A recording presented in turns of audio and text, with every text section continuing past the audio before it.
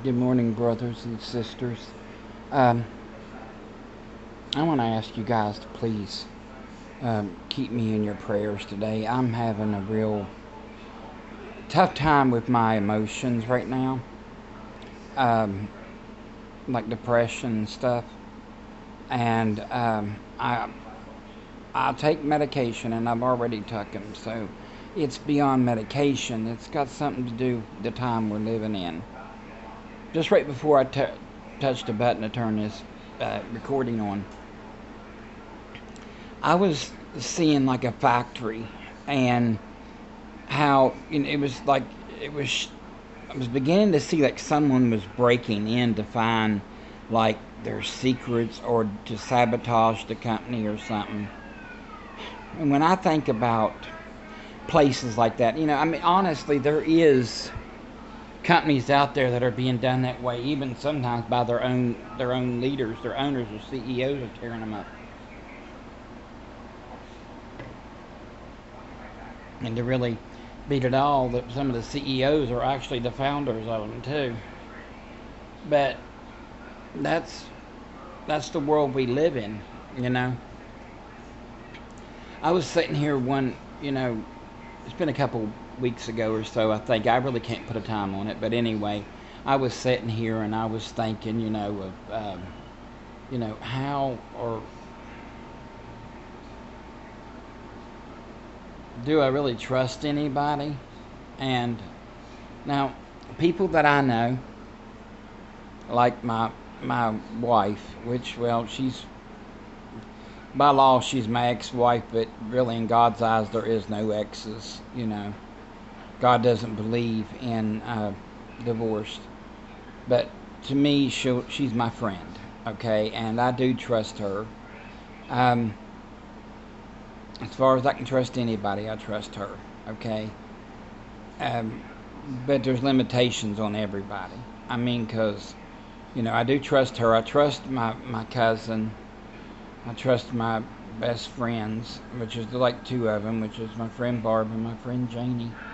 And of course, Janie's more, well, both of them, Barb and Janie, both are like family to me.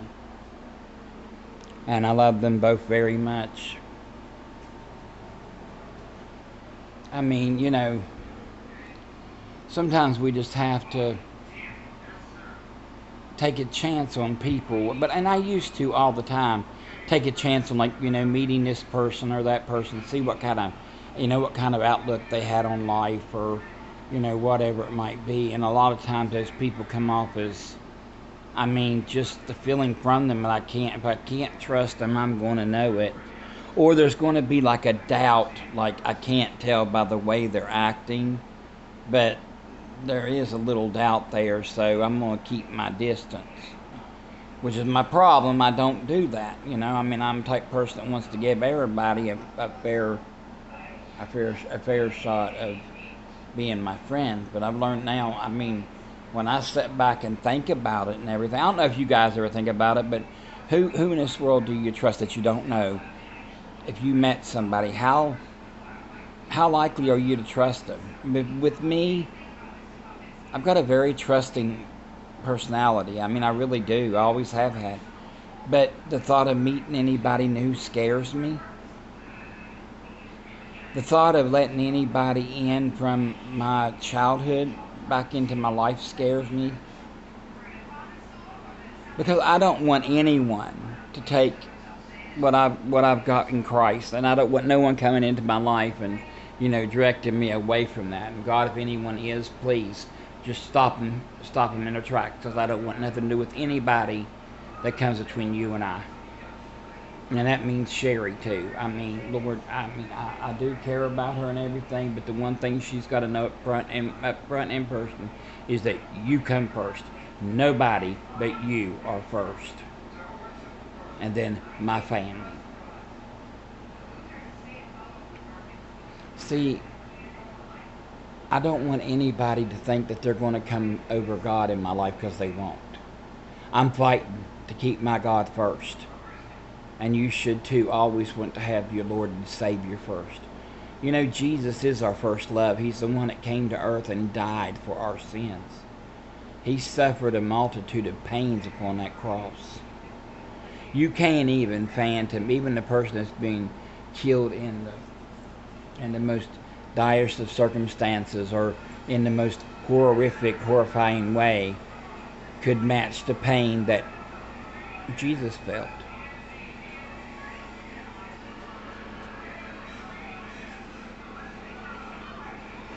Brothers and sisters, I'm just like,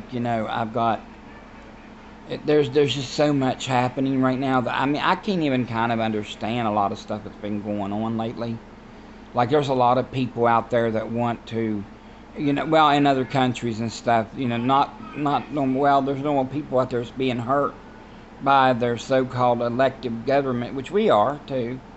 All governments are not for the people who supposedly, and I'll use that with an air quote, supposedly voted them in, because trust me, your vote, my vote don't count. Although there's people out there that still have that hope in them that if they vote, they'll get the better party in. No, you're not.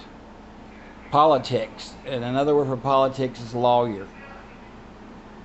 Lawyers have to lie if they even if they know that their client is 100% guilty.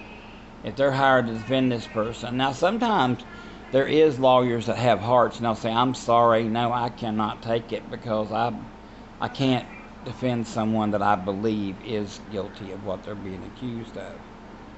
And they don't tell it to the person, they just tell it to whoever's trying to get them in there.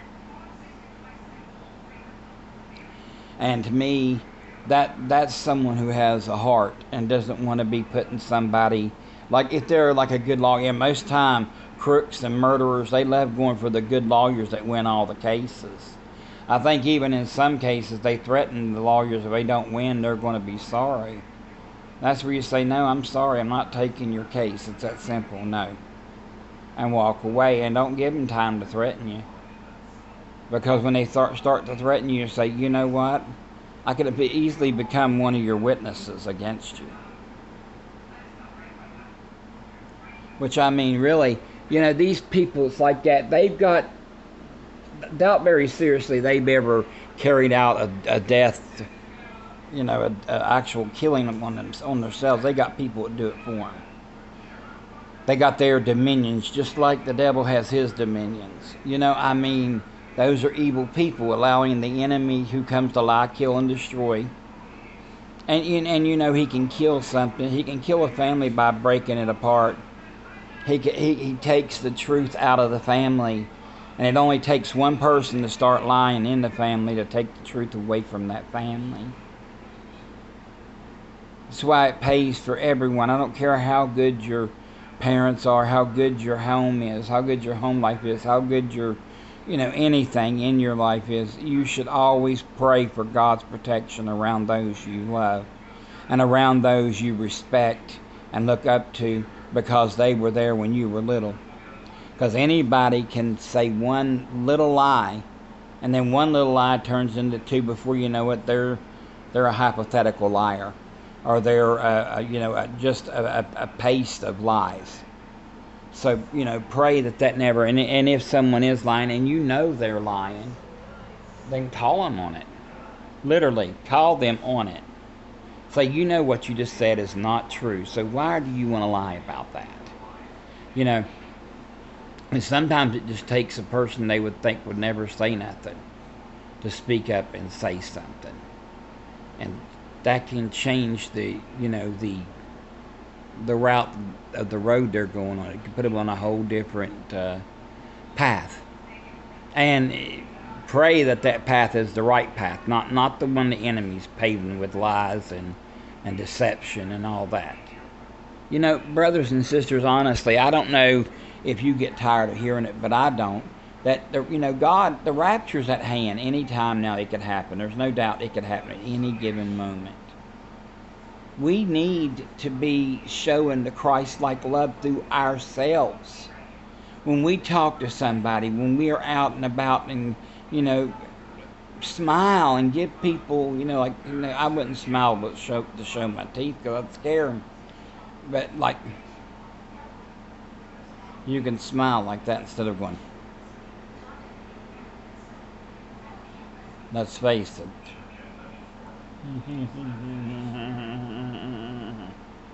Or, that's a better smile. Not that it bothers me anymore that I don't have but one tooth. I could care less. I really could care less because I'm soon to meet with my Lord and get a glorified body. And those teeth will never break. The enemy puts a lot of things and a lot of people that can be a stumbling block for you. Don't let that happen.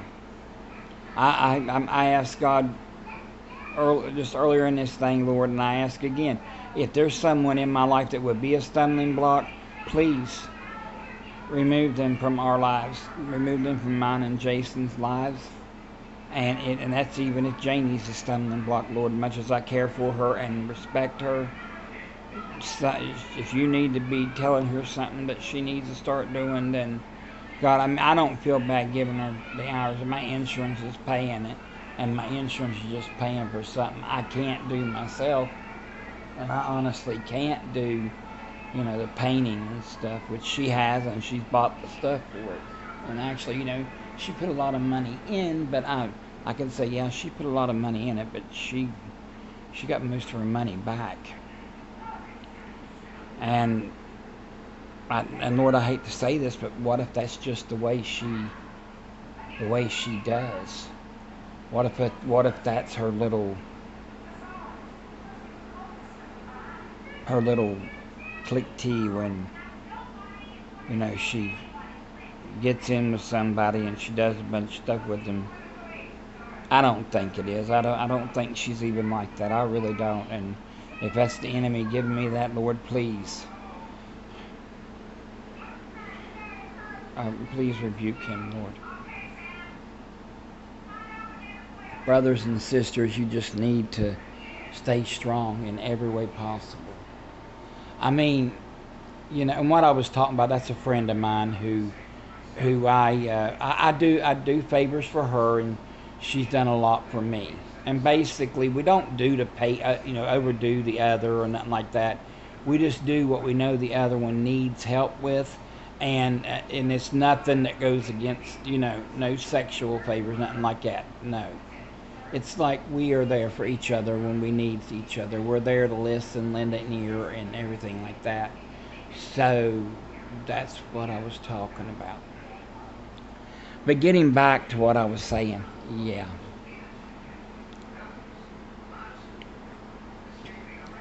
There's a lot of people out there that you run into, you meet, you start talking to, and while you're talking to them, it seems A-okay and everything, but don't make any kind of commitments to nobody. And I know it's hard if you're like me, because I do,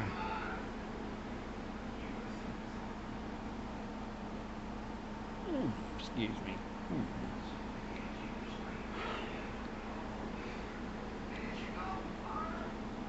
I just, with me, it's hard for me.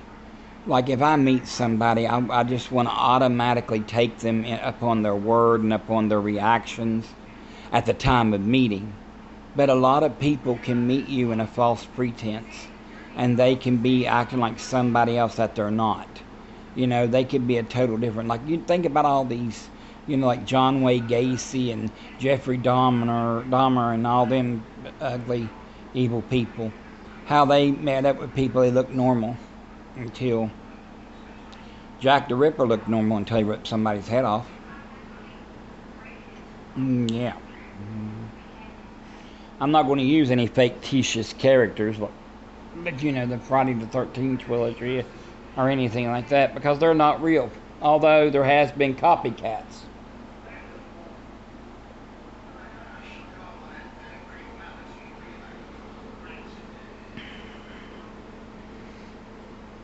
I don't know about the Friday the 13th, but I know there was a copycat with the Halloween.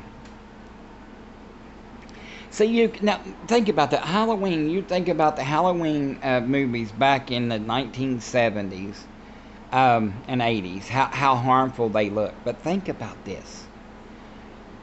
the devil was in every one of those movies, because someone was watching those movies that did not have good intentions in their life at all, ever.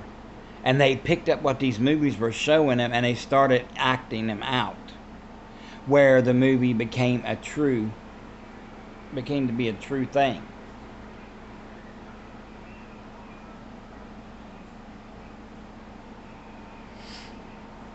It's sad to think about, but there is.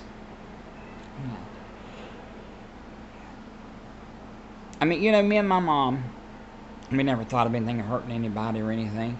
But her and I used to watch, every year we would watch the first ever Halloween movie with Jamie Lee Curtis. That was mine and her movie we watched together. Every year we watched it. And it didn't have to be Halloween when we watched it. We just watched it. Well, heck, I can't say every year. We watched it whenever we felt like watching it. But when we did, we watched it together. Unless it was on TV and she caught it, then she'd watch it like that too. And I don't watch it now as in memory of her, because that movie is very wicked and evil. I didn't know it at the time, but it was. The people out there, that they don't want to accept the fact that all these horror flicks and these drama flicks, and even the drama flicks are becoming horror flicks.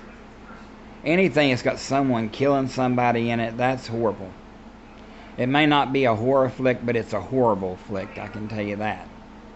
Because there's just...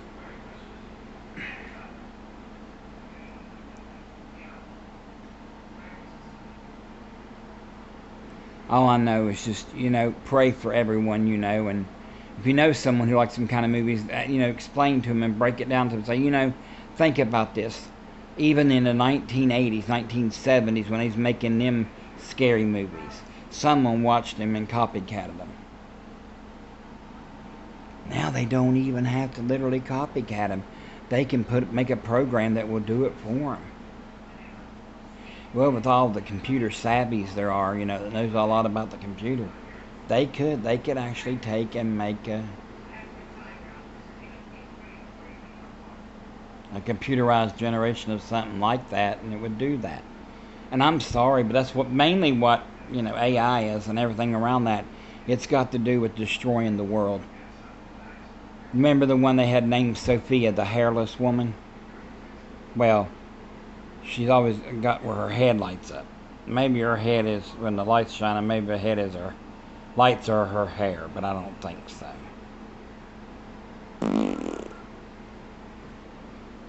Anyway, what you see about her is like this right here.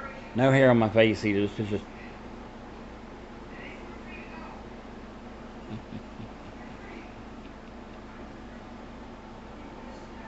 what is your plans? To kill all humans and to take over Earth. That's exactly what she said. Well, in that line, I can't remember the exact. I know it means to take over. I can't remember, but if you go back and watch, you can find it here on YouTube, and you can find that one where it says that. And that's all programmed by some sick-minded man too. The same sick-minded man who done all the stuff for 2020, the cure and the situation. The same evil, wicked person that's behind homosexuals getting married, transgenders changing over, all of that. It's all from the evil, the evil and wicked plans of the devil. I plead the blood of Jesus.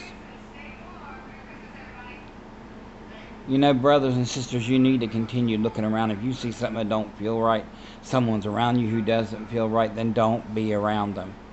Simply don't. You got a right to feel happy, or at least safe.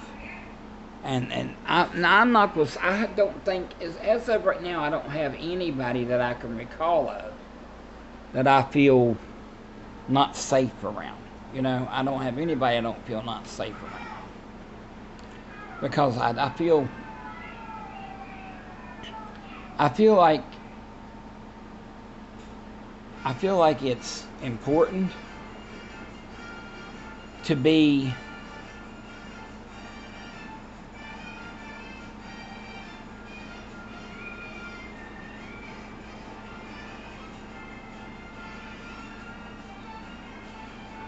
sorry, I don't know why I was doing that for him. Guess I wish my face was more of that shape. Well, smaller. Like, I wish I could do this to my face and bring it in. Not like that, like this.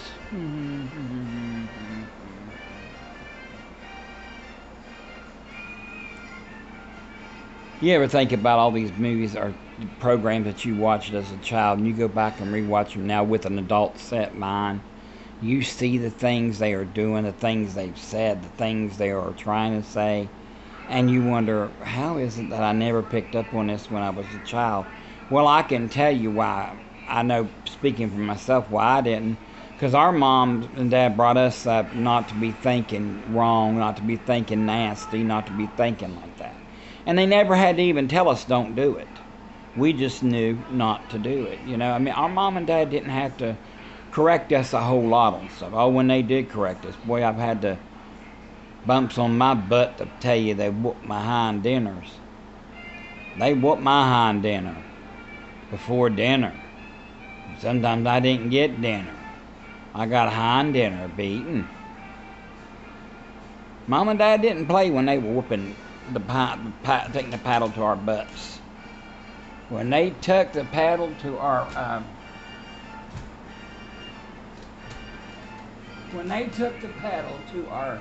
banushkas, to our, I gotta sit up here a minute. Oh my goodness, I hate this stupid chair.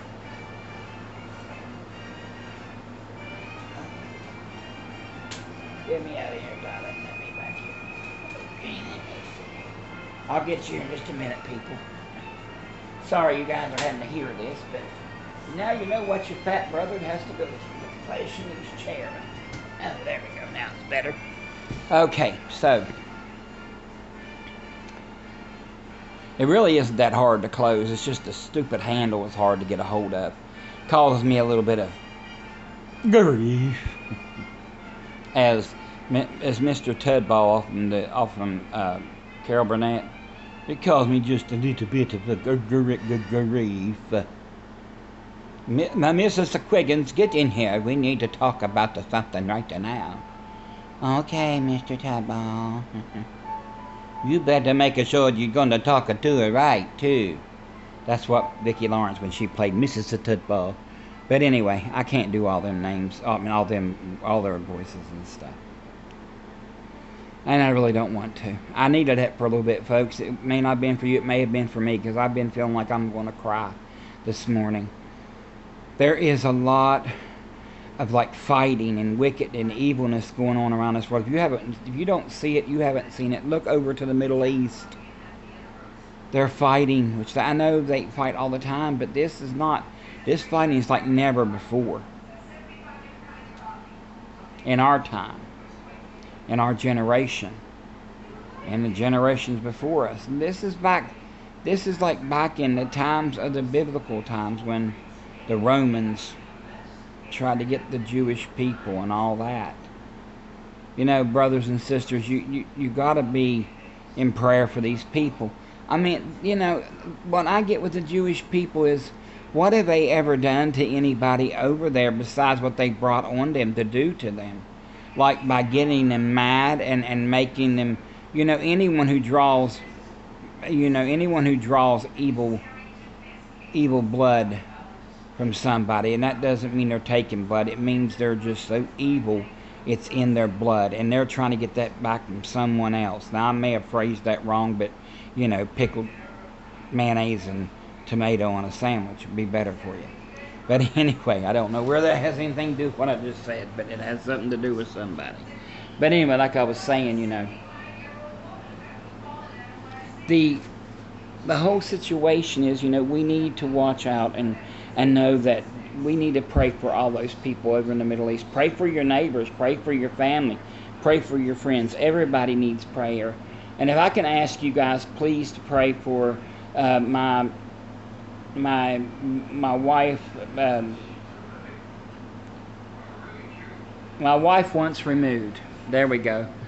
My ex-wife. Please pray for her and her family that they will come to know the Lord before it's too late. Her name is Sherry, and her daughter's name is Brittany and Jennifer,